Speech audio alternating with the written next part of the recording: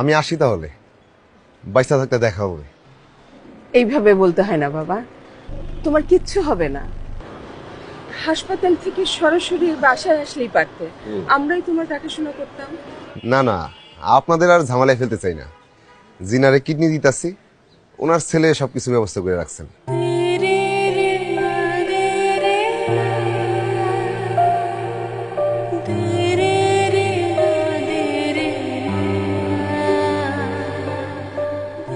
আসসালামু আলাইকুম। আমি ভাবলাম আপনি ঘুমাইতেছেন, তাই ডাকি নাই। হাসপাতালে যাইতেছি, আপনি দোয়া করবেন। আসি।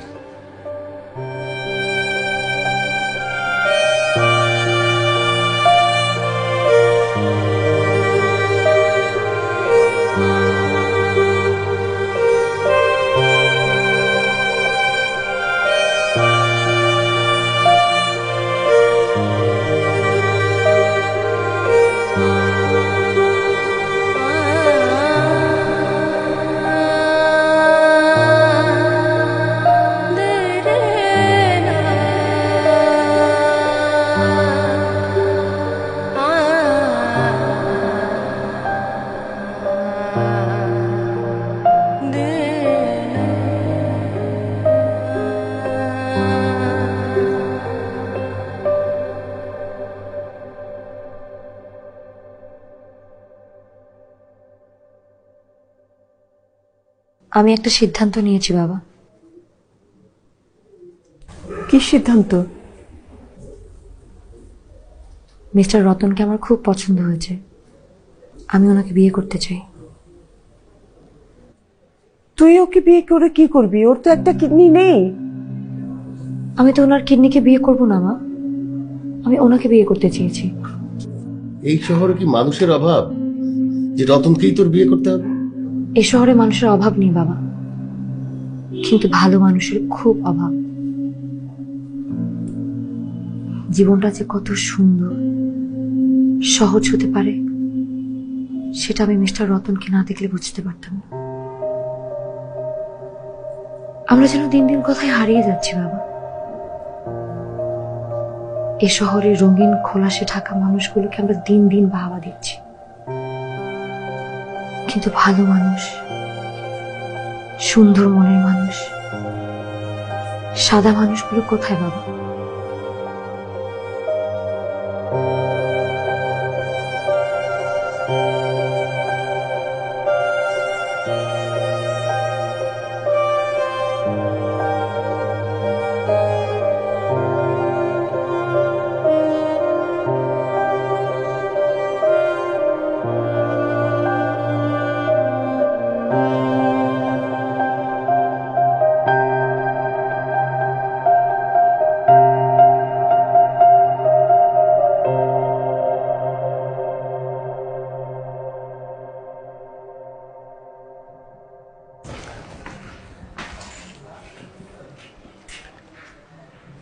রতন ভাই, খবরটা মনে হয় শুনছেন। আমার বাবাকে আমরা বাঁচাতে পারলাম না। আজ সকালে হঠাৎ করি। ভাইজান, মন খারাপ করেন না, দুনিয়া তো 2 দিনের। আপনারাও দোয়া করবেন, আমিও আপনার বাবার জন্য দোয়া করব। আপনার বাবার সাথে কবরে কিছুই যাবে না, আপনার আমার দোয়া ছাড়া।